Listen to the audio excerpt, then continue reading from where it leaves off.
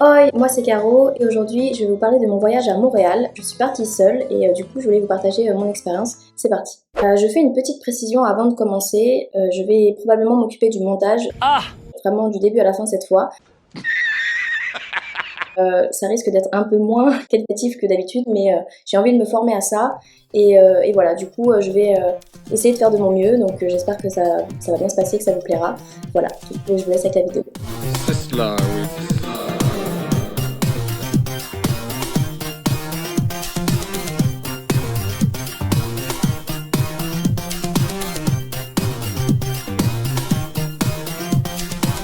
Pourquoi j'ai choisi Montréal? J'ai choisi Montréal parce que en 2018, je crois que j'étais encore dans l'optique de faire des études de psychologie et surtout de me spécialiser dans la criminologie. Et j'avais entendu parler qu'à Montréal, ils étaient très avancés au niveau des études. Donc je m'étais dit, bah, pourquoi pas faire un master en criminologie là-bas quand j'aurais fini mes études de psycho. Donc je crois que je devais être en L2 peut-être psycho. Je me rappelle plus exactement. Je vous avoue qu'en termes de timing, j'ai un peu de mal à me souvenir. Je voulais finir ma licence et ensuite aller faire un master de criminologie à Montréal. Et aussi, évidemment, j'avais eu beaucoup de bons retours sur Montréal, comme quoi c'était une ville hyper accueillante, hyper cool à visiter. Donc voilà pourquoi j'ai décidé d'aller à Montréal, tout simplement. Alors, faut savoir que j'étais jamais partie seule en dehors de l'Europe avant ce voyage-là. J'avais pas du tout prévu à la base de partir seule. Je voulais partir avec des amis et tout, mais c'est avéré que en fait j'ai enchaîné le Portugal et Montréal. Le Portugal c'était 2 semaines fin août et Montréal c'était 2 semaines début septembre. Donc vous imaginez que début septembre les gens reprennent les cours, reprennent le travail, etc. Moi je crois que j'avais des vacances prolongées, ou je sais plus exactement. Et du coup j'avais l'opportunité d'y aller, mais pas de gens avec qui y aller. Hello, darkness, my old friend.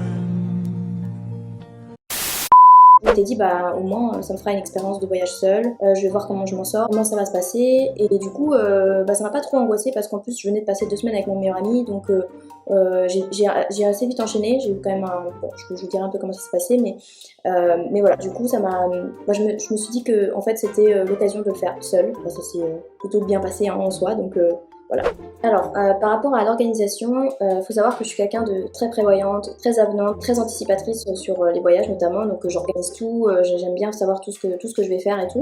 D'ailleurs, si vous voulez, je peux aussi vous faire un récap de ce qu'on a fait avec mon meilleur ami au Portugal, parce qu'on a fait plein de choses et j'ai des bons plans et tout, donc si ça vous intéresse, n'hésitez pas à me le dire. Et je vous raconterai aussi d'autres voyages que j'ai fait qui étaient très sympas. En tout cas pour l'organisation, comme je savais que je partais seule et comme je connaissais pas du tout la ville, etc., je suis allée sur un site, sur le groupe Facebook Backpackeuse, je crois que ça s'appelle comme ça, je vous mettrai le nom ici et en description. Enfin ici plutôt, et en description. Et c'est un groupe Facebook d'ailleurs principalement destiné aux femmes qui voyagent seules.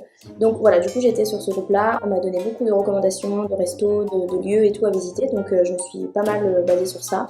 Et voilà, donc j'ai tout organisé grâce aux recommandations de ces personnes-là. Et aussi, précision quand même importante, c'est que j'avais un endroit où dormir, je connaissais quelqu'un à Montréal. Et du coup, c'était assez pratique parce qu'en plus c'était en plein centre de Montréal, il me semble. Donc c'était plusieurs personnes en colocation. J'ai fait des rencontres d'ailleurs géniales grâce à cette personne. J'ai rencontré ces colocs, c'était cool. Mais par contre, la journée, elle travaillait ou elle allait en cours, donc j'étais vraiment seule la majorité du temps, mais juste de temps en temps, on allait boire un verre et voilà. J'avais un endroit où dormir et j'avais tout un programme pour mon séjour, quoi. Je dirais principalement, déjà, première chose, les gens sont effectivement très accueillants, ils sont adorables, ils sont vraiment hyper gentils là-bas, ils sont trop sympas en fait, vraiment. C'est un très bon cliché et c'est vraiment réel, donc vraiment réel.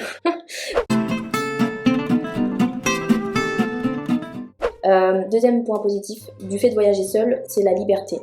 C'est un peu con, mais un peu évident, mais la liberté de vraiment faire ce qu'on veut, enfin visiter, s'arrêter quand on veut, aller où on veut, manger quand on veut. J'ai trop bien vécu ça parce que vraiment quand je voulais, je m'arrêtais prendre une photo ou d'ailleurs j'ai rencontré quelqu'un là-bas dont j'ai plus trop de contact malheureusement, mais en fait on s'est rencontrés sur le chemin pour aller visiter un truc et toutes les deux on a discuté, on a fait des photos et tout. Donc ça, c'était les 2 premiers points positifs pour moi. Et le dernier, je dirais que c'est les endroits magnifiques que j'ai que j'ai pu visiter, vraiment. Je vais essayer, comme je peux, encore une fois, de mettre des images en même temps que je parle. Mais il y a un endroit en particulier, c'était un parc, mais vraiment, il était exceptionnel. J'en bégaye. Il est très grand. Je crois pas que j'ai pu tout visiter. Mais bon, bref. Mais en tout cas, j'avais trop aimé. J'ai fait des trop belles photos.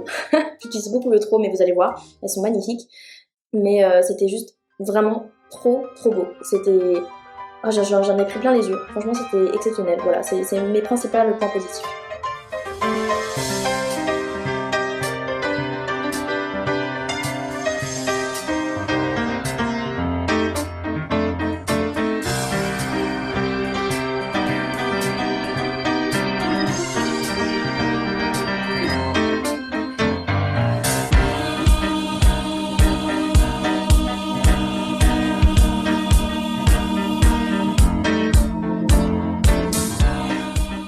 Attendez, j'ai parlé du parc, mais il y avait aussi un endroit absolument magnifique qui était un peu plus excentré. C'était pas du tout à Montréal, enfin ça devait être un peu à côté, mais quand même, c'était exceptionnel. Il pleuvait et on était dans un espèce de comment on appelle ça là? Des jacuzzis, je crois. Non, c'est pas des jacuzzis. Enfin, vous savez, en fait, il pleut et tout, voire même il neige et on va dans des trucs très chauds et après très froid. Mais c'était juste trop bien comme expérience aussi. On s'était fait masser aussi, c'était exceptionnel. Vraiment, ça c'est des meilleurs souvenirs que j'ai, je crois, de Montréal. C'est les moments de détente, les moments où je visite des trucs trop beaux. Franchement, c'était trop cool. Voilà, je voulais juste apporter cette petite précision. Malheureusement, les points négatifs m'ont un peu gâché l'expérience de Montréal. Ça m'a fait avoir une expérience un peu mitigée. Le premier point négatif, c'est le jet lag que j'ai eu. Enfin, j'étais complètement fatiguée, j'étais épuisée tout le temps. Enfin, surtout pendant les 4-5 premiers jours, j'étais épuisée. Vraiment, j'étais complètement décalée, quoi. Et le décalage horaire, de manière générale. En fait, t'as envie quand même de partager un peu ta journée avec tes proches, de me dire que je suis très loin, j'avais encore plus besoin d'appeler ma mère. Et j'avais pas toujours l'occasion, parce que du coup, avec le décalage horaire, c'était pas toujours possible. Surtout, de temps en temps, en fait, je me sentais très seule parce que je pouvais pas vraiment partager mon expérience et c'était dur un peu à vivre, je trouve. Le deuxième point qui va un peu avec le premier, c'est la température, les changements de température. C'était l'été indien, comme j'avais un jet lag, la fatigue et les températures qui étaient hyper perturbées. En fait, un jour il faisait 30, le lendemain il faisait 15. Moi, mon corps ne supportait pas du tout. Enfin, je supportais pas bien du tout le climat. Je suis tombée malade en fait, tout simplement. Et puis, il faut savoir que je suis quelqu'un qui tombe très rarement malade. Généralement, je tombe malade une fois par an. Mais par contre, quand je tombe malade, c'est la totale. Vraiment, mon corps lâche tout. C'est un enfer. Ça s'est empiré vraiment quand je suis revenue de Montréal. Le vol, ça a été, je pense, la pire expérience de vol de ma vie. Vraiment, c'était horrible. J'ai ressenti tout l'atterrissage, en fait. Enfin bref, j'avais les oreilles bouchées, mais avec une douleur en plus. Et tout le long, tous les paliers de l'avion qui descend, je les sentais.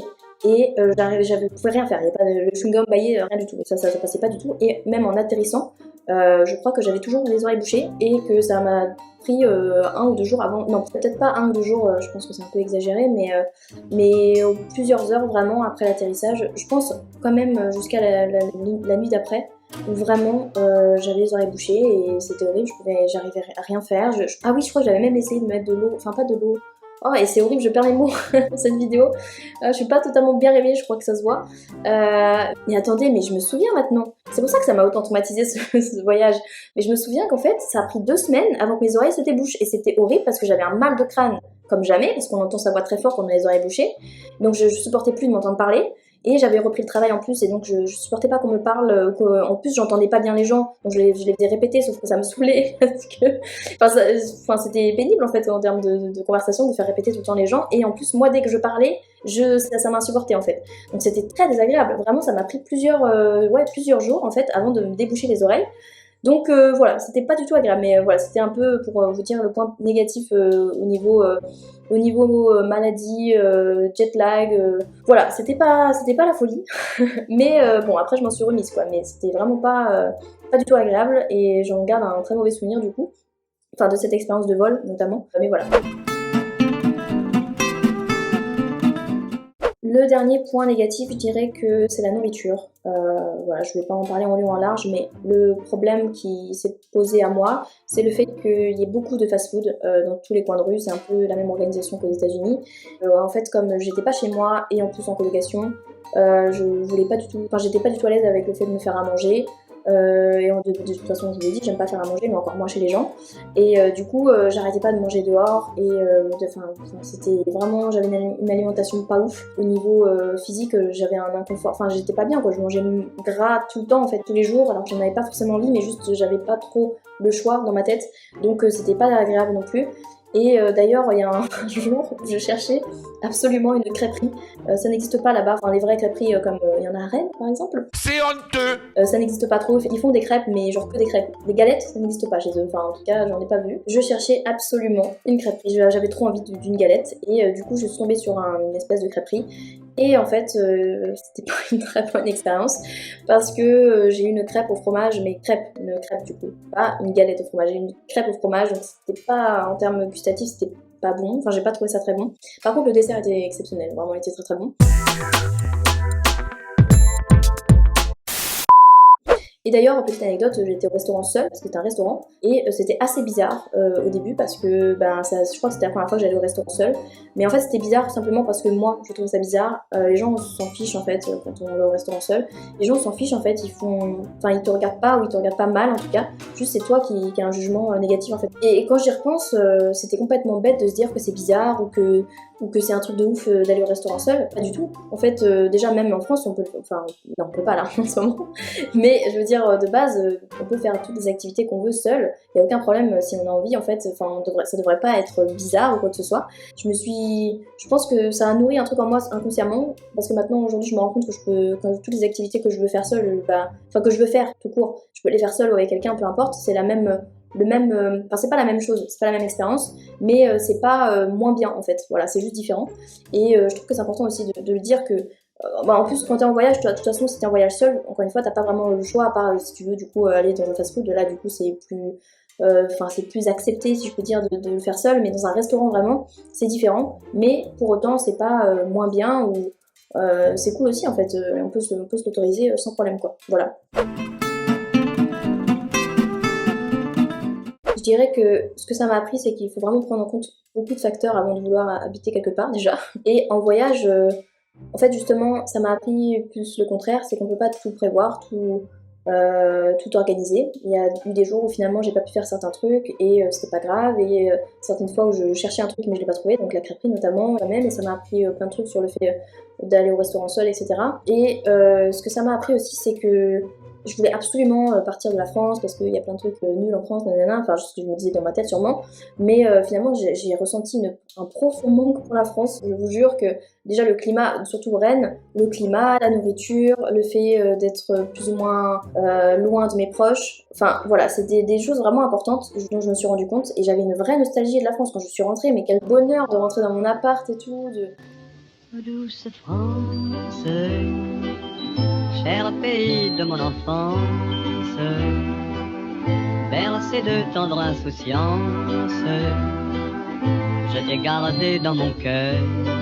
Putain, c'est bon ça. Après c'est cool quand même, en fait vraiment l'expérience d'aller à Montréal, d'aller à l'étranger, elle est super parce que j'ai rencontré des gens cool, j'ai visité des trucs super beaux, mais ça me permet de me rendre compte aussi de ce que j'ai, de ce que j'aime, et de pas aussi, enfin comment dire, c'est important de se rendre compte que ce qu'on a aussi, il faut s'en contenter en fait. Ma morale à deux balles là, genre j'ai une morale vraiment bancale, mais ce que je veux dire c'est que l'expérience a été exceptionnelle, et en même temps m'a remis les pieds sur terre pour me dire que on peut pas, partir comme ça sur un coup de tête, c'est pas fou quoi. Enfin je veux dire partir habiter quelque part sur un coup de tête, c'est pas fou. Après ça peut être cool aussi, mais j'ai bien fait d'y aller 10 jours avant de vouloir habiter là-bas, parce que sinon je pense que j'aurais vraiment extrêmement mal vécu le fait d'habiter là-bas, parce qu'il y avait beaucoup trop de choses, en tout cas j'étais pas prête à renoncer à certaines choses que j'ai en France. Vraiment, je me sens tellement bien à Rennes, vraiment pour moi c'est ma ville de prédilection. Après peut-être que j'en ai pas visité beaucoup, hein, faut le dire, mais je veux dire, je me sens vraiment très très bien à Rennes, j'ai un vrai coup de cœur, et voilà, du coup ça m'a fait me rendre compte de ce que j'aime vraiment au quotidien, de ce dont j'ai besoin au quotidien, et mais j'ai trouvé ça quand même très cool parce qu'on apprend avoir les choses différemment, avoir une culture différente, avoir une ville différente, enfin une organisation de la ville qui est différente. Ça permet d'enrichir en tout cas son point de vue sur plein de trucs. Bon voilà, je vais conclure sur ça. J'ai peut-être oublié quelques trucs, mais j'espère que cette vidéo vous aura plu. N'hésitez pas, si c'est le cas, à mettre un petit j'aime et un commentaire pour me raconter votre expérience à Montréal si vous avez été. Je vous lirai avec grand plaisir. En attendant, je vous souhaite une très bonne journée et une très bonne soirée. N'hésitez pas à vous abonner à la chaîne pour avoir les prochaines sorties de vidéos. Je vous fais de gros bisous. Muito obrigada e até já.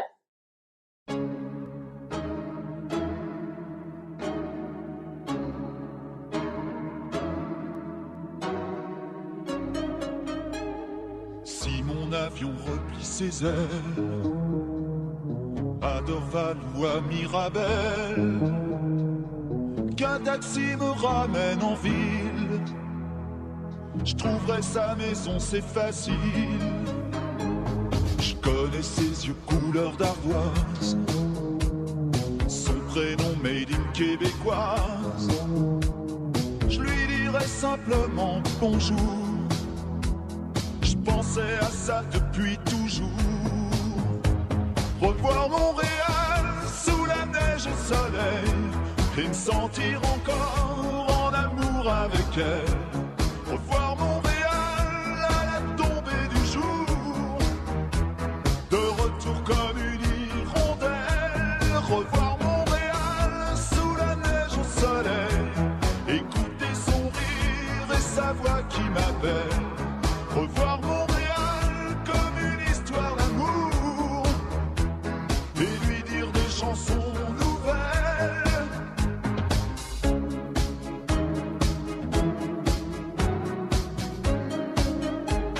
Si mon avion replie son bec quelque part au cœur du Québec, je voudrais me refaire la carte postale